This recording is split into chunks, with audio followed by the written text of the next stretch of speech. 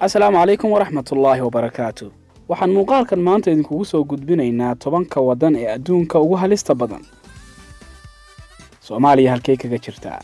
Marka hore fadlan haddii aad nagu cusub tahay subscribe channelkeena lana wadaag saaxiibada. Marka laga hadlayo halis ama khatarta lagala kulmi karo wadamada waxa lagu cabiraa hadba deganaanshaha ka jira wadanka, nabadda qofka shakhsiga ah dareemayo iyo xasiloonida siyaasadeed ee dalka ka jirta. waxyaabaha kale ee tilmaanta ka bixin kara in dalka uusan wax halis ah ku jirin waxaa ka mid ah tayada nolosha meesha ka jirta, kharashka nolosha, dakhliga qofka soo gala iyo kuwa kale.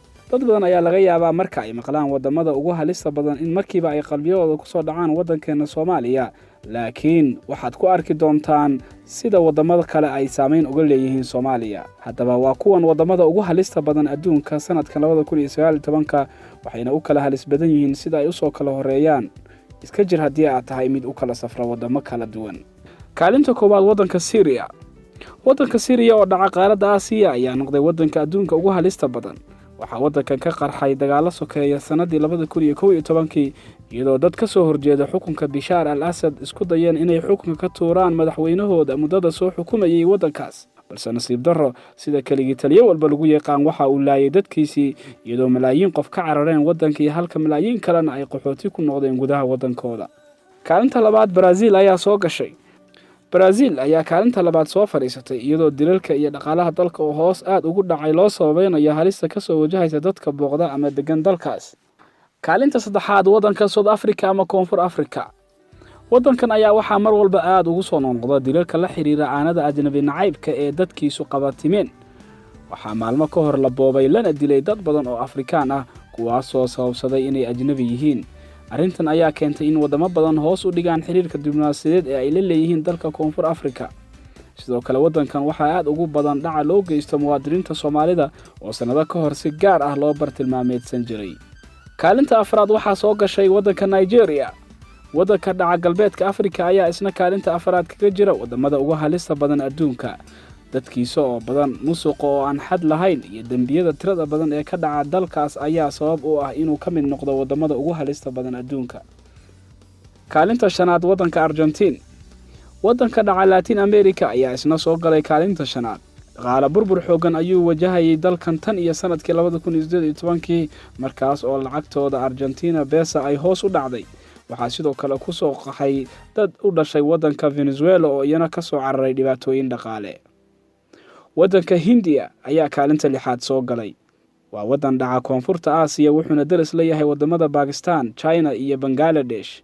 waa wadanka labaad ee adduunka ugu dadka badan waxaana ka dad badan oo kaliya wadanka Shiinaha. nolosha dadka oo aad u hooseysa halista ay wajahayaan dumarka dalkaas iyo musuq oo aad u sareeya darteed ayaa ka mid ah sababaha loogu daray wadamada ugu halista badan adduunka.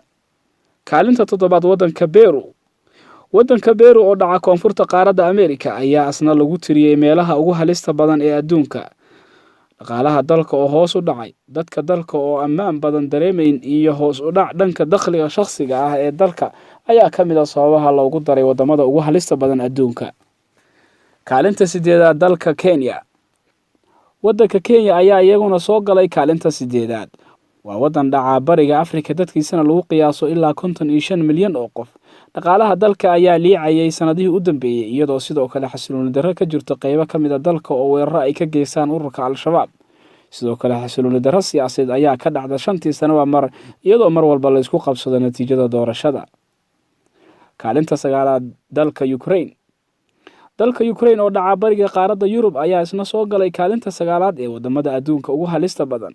wadankan ayaa waxaa aad ugu hardamaya wadamada galbeedka iyo dalka Ruushka oo gobol ka mid ah dalkaasi xoog ku qaatay kadib markii uu ku andacooday inuu horay u lahaa.